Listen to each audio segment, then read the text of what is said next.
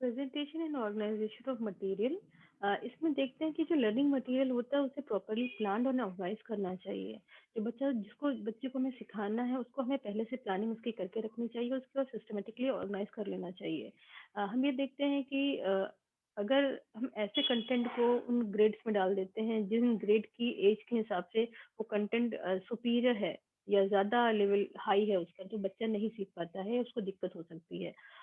It should be graded to suit the mental level of the people. बच्चों का age group क्या है उसके हिसाब से हमारा पूरा लर्निंग कंटेंट जो है वो ग्रेडेड होना चाहिए, और साथ में it should be presented in a meaningful and interesting manner. ऐसा ना हो बिल्कुल कि वो डल सा हो और उसमें बिल्कुल एंथुजियाज्म ही ना आ पाए बच्चे के अंदर उसको सीखने में। तो ये प्रॉपरली मीनिंगफुल और इंटरेस्टिंग मैनर में ही उसको प्रेजेंट करना चाहिए। इसके साथ अगला इसका पॉइंट जो मेथोडोलॉजी ऑफ इंस्ट्रक्शन में शामिल हो रहा है वो ये है कि learning by doing, practice makes a man perfect as we all know, है ना। तो जो रिपीटिशन हो रहा है, प्रैक्टिस हो रही है, ये बहुत इंपॉर्टेंट होता है। और people must be encourage to learn through activities. जो लर्निंग बाय डूइंग होती है वो ज़्यादा परमानेंट होती है as compare to learning by listening और learning by simply reading. Okay, तो theoretical teaching should be replaced by practical applications, है ना, of knowledge, experimentations and personal application। इसके साथ हमें ये भी देखना चाहिए कि बच्चों को पर्सनल एक्सपीरियंसेस से ज़्यादा बेहतर लर्निंग हो सकती है, तो उनको इसको प्रमोट करना चाहिए। हमें सिर्फ रटना और रॉट मेमोराइजेशन को रिड्यूस करने की कोशिश करनी चाहिए। इसके साथ हम कुछ अलग मेथड का भी इस्तेमाल कर सकते हैं जो कि लर्निंग को एनहेंस कर सकता है। ये पाया गया है कि कुछ स्पेशल मेथड्स होते हैं जो अच्छे रिजल्ट देते हैं, और जैसे learning a piece of poetry, learning by the whole method and by the part method have been advocated.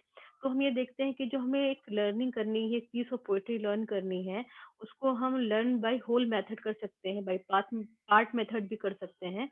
इसके साथ हम देखते हैं कि sometime it is helpful to recall what is learned and to recite by memory, है ना। तो इसको हमें कहीं कहीं मेमोराइजेशन भी इफेक्टिव हो सकता है। अब जस्टॉल साइकोलॉजिस्ट हैं, उन्होंने कहा है कि ट्रायल एंड एरर इसको अप्रूव नहीं किया है कि ट्रायल एंड एरर से लर्निंग होती है।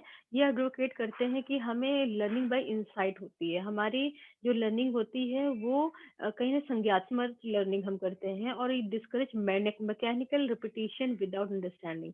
एक काम को बार बार करने से लर्निंग होती है, ऐसा इनके हिसाब से नहीं होता। तो ये अलग अलग साइकोलॉजिस्ट का अलग अलग विचार है, लेकिन हमें कोशिश ये करनी चाहिए कि हम पढ़ाने के अलग अलग मेथड्स को क्लास में इम्प्लीकेट करें, जिससे लर्निंग को एनहेंस किया जा सकता है। इसके साथ ही टाइमली टेस्टिंग होनी बहुत ज़रूरी है। जैसे टेस्ट के द्वारा हम ये जान पाते हैं कि बच्चे का एग्जैक्ट अचीवमेंट क्या है, और अगर कोई स्कोप रहता है कि हम इसको इम्प्रूव कर सके तो वो भी हमें एप्लीकेबल करना चाहिए। ओकेजनल और पीरियोडिकल जो टेस्टिंग होती है ये मोटिवेट करती है बच्चों को to be regular in his studies. तो इधर हमने इसमें देखा कि एनवायरमेंटल फैक्टर्स में क्या क्या शामिल होता है, जैसे वर्किंग कंडीशन देख लिया, उसके बाद ऑर्गेनाइजेशन सेटअप देख लिया, और अगला जो मेथोडोलॉजी ऑफ इंस्ट्रक्शन जो हमारा अगला पॉइंट है, इसमें प्रेजेंटेशन और एंड ऑर्गेनाइजेशन ऑफ मटेरियल देखा हमने, लर्निंग बाय डूइंग देखा, स्पेशल मेथड्स ऑफ लर्निंग देखा, और टाइमली टेस्टिंग देखा। तो इस तरह से ये हमारा टॉपिक फैक्टर्स अफेक्टिंग लर्निंग ये इस तरह से कंप्लीट होता है। Thank you so much. See you in next class.